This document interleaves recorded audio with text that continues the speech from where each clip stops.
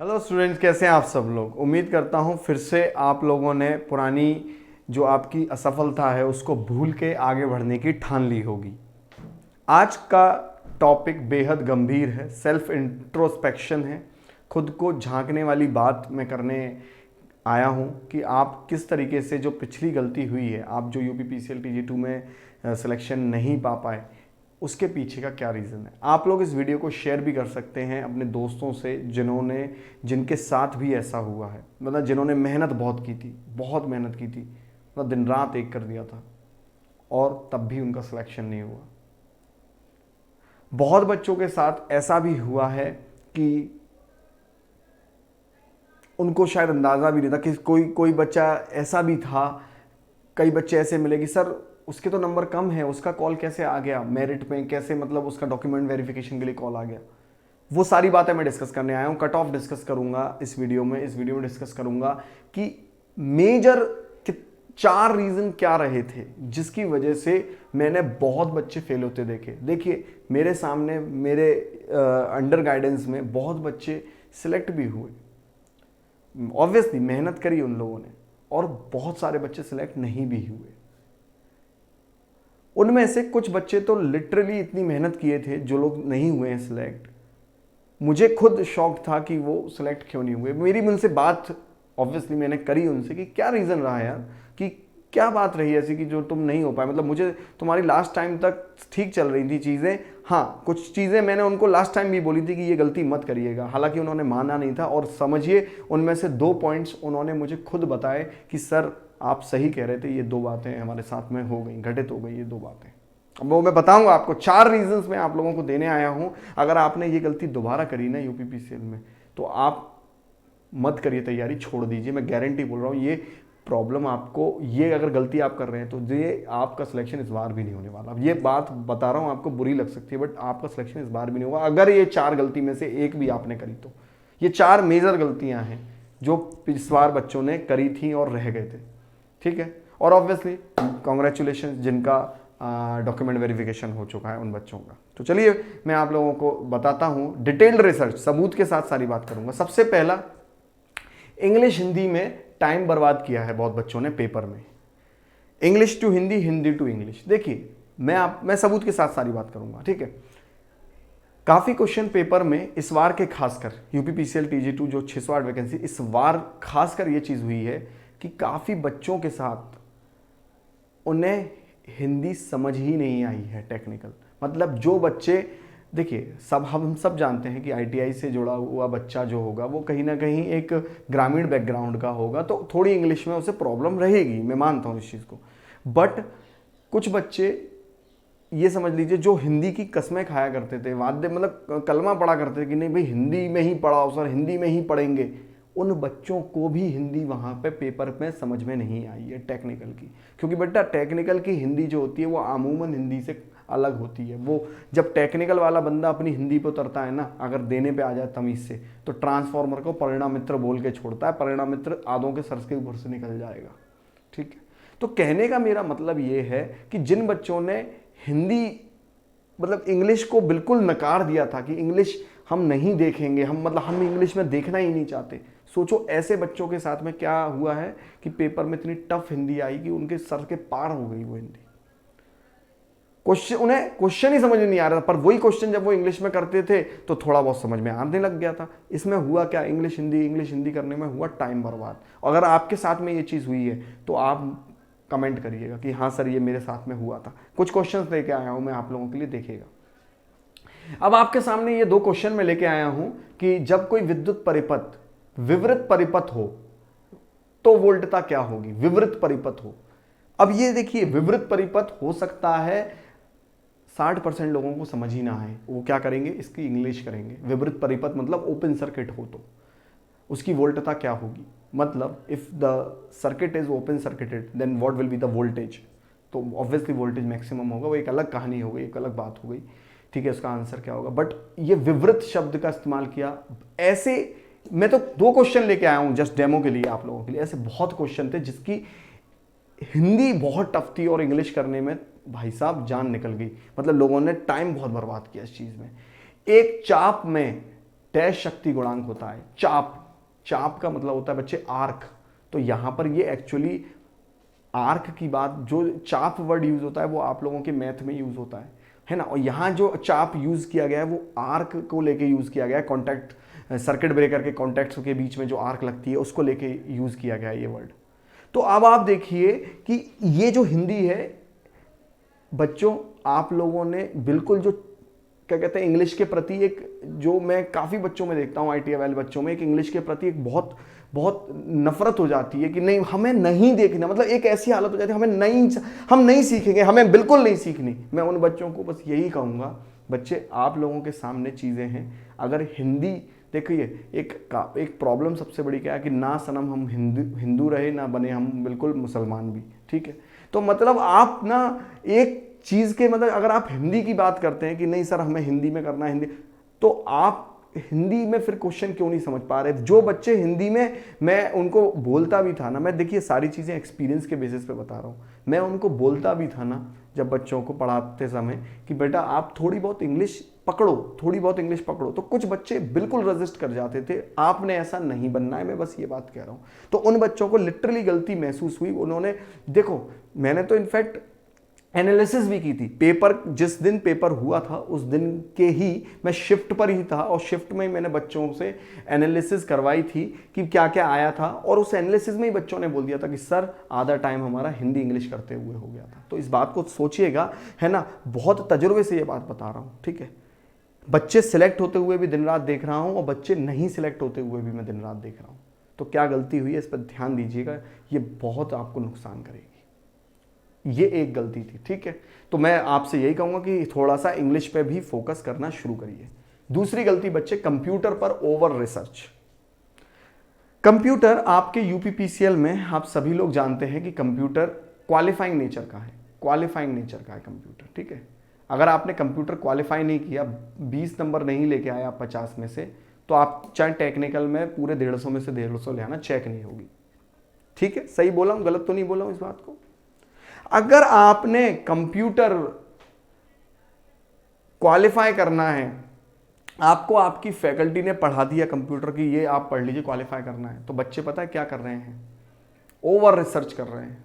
दिन रात 25 बुक खरीद डाली कंप्यूटर के पीछे। अब क्या हुआ, मैं ये नहीं कहूंगा कि वो बच्चे फेल हो गए, नहीं, कंप्यूटर में पास हो गए वो, पर उन्होंने इतना टाइम कंप्यूटर को दे दिया, कंप्यूटर में आ गए उनके 35 नंबर 50 में से। क्या फर्क पड़ा बताइए। 40 नंबर आ गए, कुछ होंगे तो 40 भी आ गए, क्या फर्क पड़ा बताइए। लाने तो तब भी 20 ही थे नंबर, इसके जुड़ने नहीं है। ओवर रिसर्च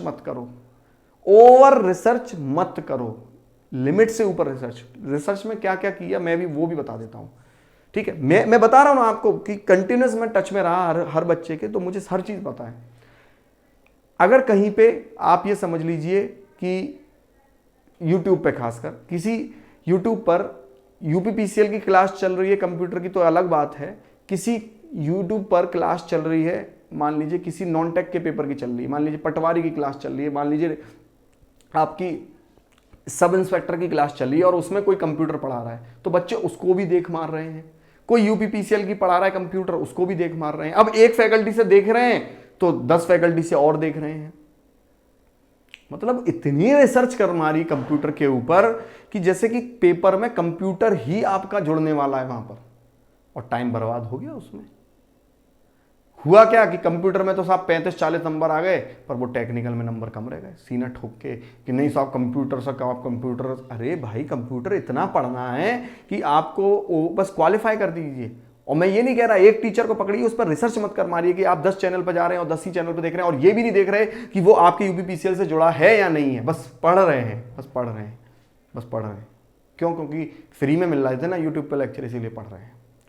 तीसरा सबसे इंपॉर्टेंट पॉइंट, ये तो मतलब हर बच्चे के साथ में है, मैं आपको क्या बताऊं, कभी डाल कभी पात, कभी पात, ठीक है। आज ओम्स लॉ मुझसे पढ़ गया, कल ओम्स लॉ किसी दूसरे टीचर से पढ़ गया, परसों ओम्स लॉ ही वो एक तीसरे से पढ़ गया, और वही ओम्स लॉ उसने 5वें से भी पढ़ लिया। फ्री में मिल रहा है ना यूट्यूब पे, इसीलिए भाई क्यों टाइम बर्बाद करते हो। मेरा लेक्चर नहीं देखना, मत देखो, ठीक है, किसी और से देख लो, पर उसका देखो, पूरा देखो, शुरू से पकड़ो लास्ट तक देखो। मत ऐसा करो कि फिर उसी से वो टॉपिक आप फिर किसी तीसरे से पढ़ रहे हो उसका टॉपिक, क्या होगा भाई? टाइम तुम्हारा वेस्ट होगा भाई। फ्री में जहर मिलेगा तो क्या खा लोगे क्या? है नहीं, ठीक है, नहीं, मत करिए ये गलती, मत करिए। मैं बार बार आपको बोल रहा हूँ, ये सबसे कॉमन गलती है। आपको कोई फैकल्टी नहीं पसंद, मत देखिए उसके लेक्चर, तुरंत उसको छोड़ दीजिए। बट जिसके देख रहे हो उसके शुरू से आखिर तक देख डालो। फिर बहुत ज़्यादा सीबीआई जांच मत करो कि भाई इसने सही पढ़ाया क्या, दूसरे पे पढ़ने चलेगा, अरे यार इसने भी सही पढ़ाया क्या, तीसरे पे पढ़ने चलेगा। विश्वास रखो, ठीक है। अर्जुन को भी कृष्ण पे विश्वास था, ऐसा नहीं कि अर्जुन को बीच में डगवाने, अरे यार ये क्या हमारी महाभारत जितवाएगा, यार दूसरे को पकड़ते हैं। विश्वास रखो, सारे टीचर नैया ही पार लगाने के लिए आते हैं आपकी, कोई ये नहीं चाहेगा कि आप फेल हो जाएं। पर आपको एक पे विश्वास रखना पड़ेगा, क्योंकि टाइम आपका खराब हो रहा है ना इस चॉइस में ही बनाने में कि मुझे ये सही लगा कि ये सही लगा कि यही सही लगा। चौथा इंपॉर्टेंट पॉइंट, क्लास से ही ध्यान देना शुरू करिए। आपका फैकल्टी अगर न्यूमेरिकल नहीं करवाता है, न्यूमेरिकल पे पकड़ नहीं बनवा रहा है, तो आप इस बात पे क्वेश्चन उठाइए। आपका न्यूमेरिकल पे पकड़ होना चाहिए, ये बात ध्यान रखिए। पेपर में न्यूमेरिकल आए थे कुछ शिफ्टों में, बच्चों का एकदम दिमाग आउट हो गया था। न्यूमेरिकल करने हैं आपको जेईई लेवल के, ये मैं बता दे रहा हूँ आपको। जिन बच्चों ने जेईई लेवल के शुरुआत से न्यूमेरिकल करे उनको कोई दिक्कत नहीं आई है।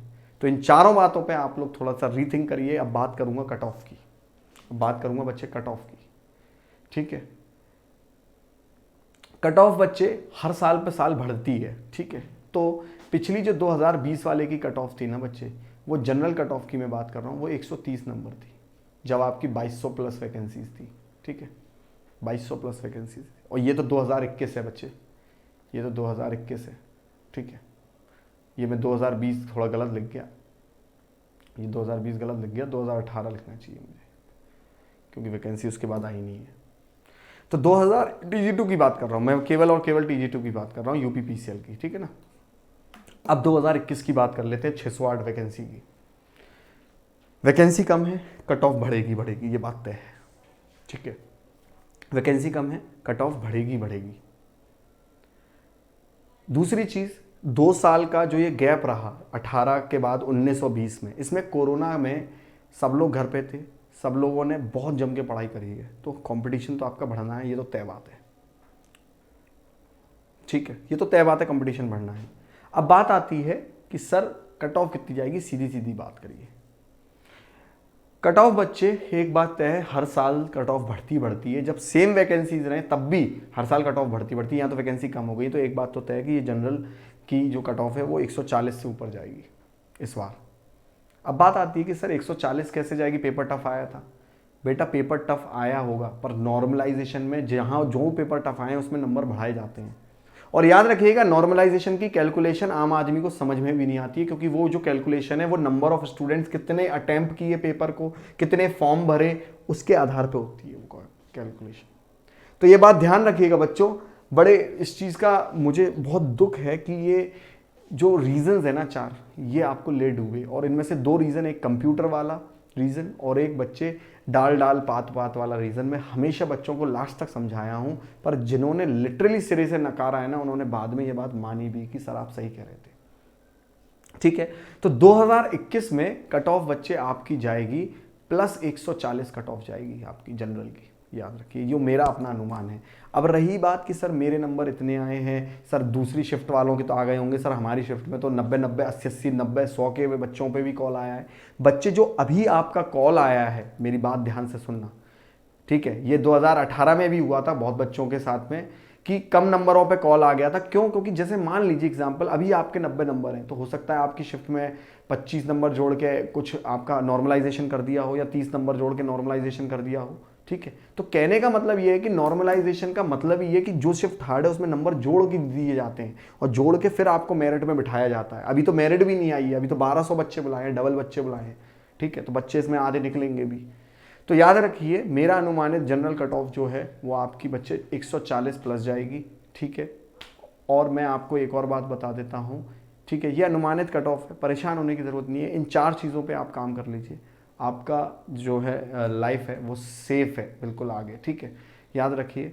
तो आप कमेंट कर सकते हैं। आपके साथ अगर कुछ भी ऐसा आपको महसूस हुआ है कि हाँ सर ये चीज़ मेरे साथ हुई थी, सब्सक्राइब कर सकते हैं और टेलीग्राम चैनल को ज्वाइन कर सकते हैं। लिंक आपका कमेंट सेक्शन में है ये।